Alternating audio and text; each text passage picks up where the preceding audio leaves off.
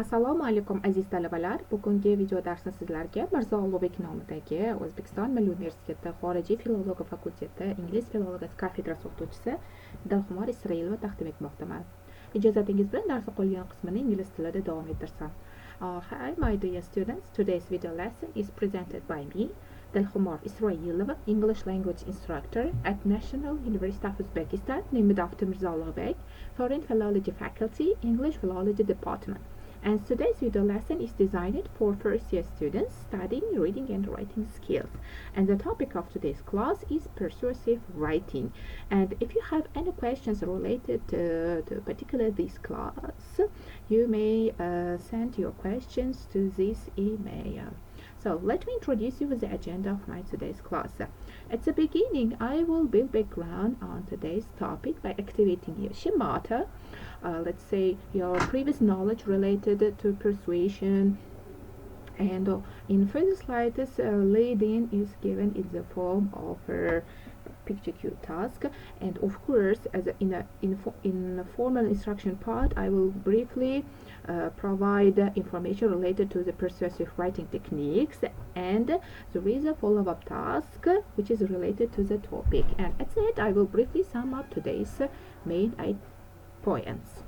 So first, can you look at this picture and get what is this mother's frustration, and what is wrong with this room which is full of mess?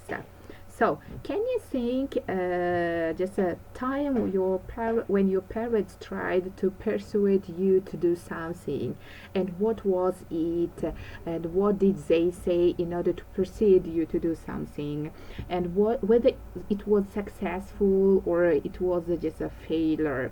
And can you think also about a tone you both used in this process? And if you answer to these questions, you will activate your previous knowledge related to the persuasion, and you can easily comprehend today's topic. So, what is persuasion? Many people think that persuasion, making other people to follow your ideas and to convince that your viewpoint is right, it's art, and that's why it's also called the art of persuasion. And actually, persuasion is very easy. You do it all the time, and you in most cases people do it in their own way, and experts say that we all use persuasive techniques at one time or another. And what about academic study? If I relate this persuasion to academic study, we can say that it also plays a crucial role, especially in reading and writing skills, because some texts are written to persuade the reader to think or do something, and in order to persuade in words, writers use a range of techniques, and with some of these techniques you will get familiarized in further slides. And the aim of such persuasive piece of works is to make the reader think or act in a particular way. And today, as you know, we will focus on persuasive writing. What is a persuasive writing? So persuasive writing is a form of writing in which the writer uses words in order to convince the reader, it means you and me, that the writer's opinion is correct in regards to an issue. And such kind of essay, like just writing such kind of essay, like being a lawyer arguing a case before a jury. In this case, as a writer, you will take a stand on the issue. You will be either for or against, and you will build the strongest possible argument to win over your audience or reader. And using evidence such as statistics, expert opinions, research findings, and anecdotal evidence is very persuasive, as it makes the reader see that you as a knowledgeable and argument, and as more logical or reliable writer. And in most cases, persuasive language is used in order to convince others to agree with facts, share your values, accept your argument and conclusions. And there are many different ways to persuade people.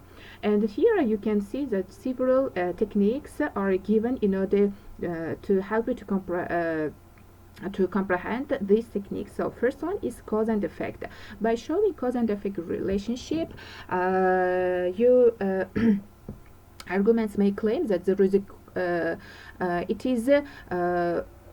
it's not just a relationship, but other factors should be also considered.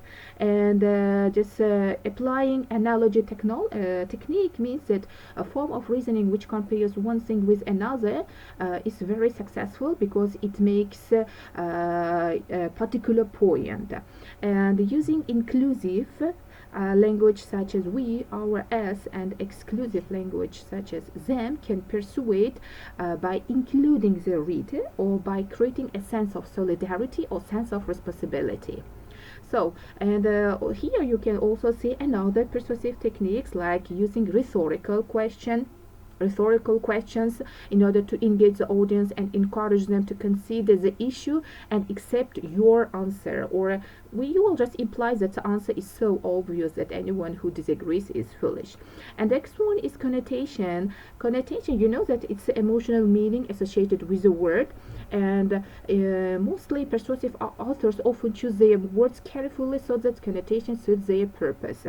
And imagery and figurative language are also applied in the form of metaphor and simile, because these stylistic devices can paint a word picture for the audience, and they make the point visually and by comparison or appeal to emotions.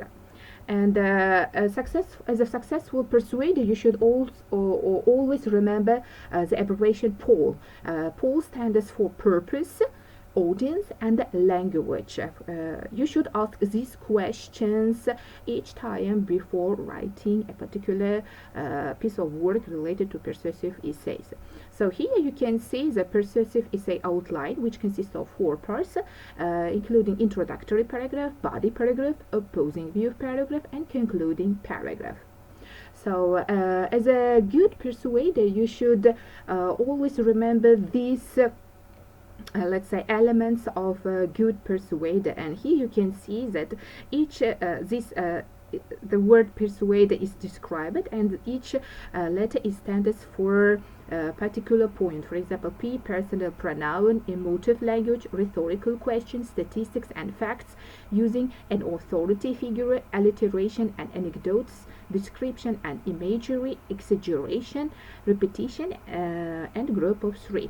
So if you keep in mind all these points while developing your persuasive essay, at the end you will get very well structured persuasive work, which can convince your audience, your reader, to follow your opinion, and you can successfully and appropriately prove that you are your viewpoint is correct and the opposing ideas are incorrect. So now it's a high time to practice. Now you will read the text given in the further slides, and you should identify some persuasive techniques which were applied. And as a home task, you can take each technique you have identified and comment on its effect on the reader, and you can send your answers to the email given in the first slides.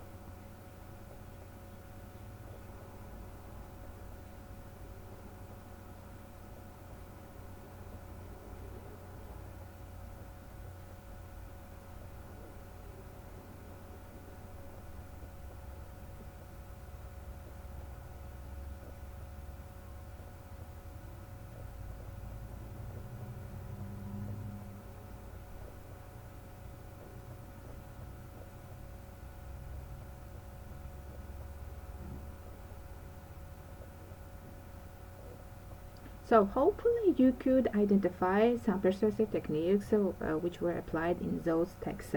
You can send your answers to my email. So as a conclusion, I want to say that persuasive writing is a feature of modern life, and it can be found in every specific in every spheres of the life, like advertising, newspaper editorials, and etc. So, and well-structured persuasive essay convince the reader to accept a particular point of view or take a specific action. So I think you have enjoyed today's class. If you have any questions, you can send to my email. Thank you for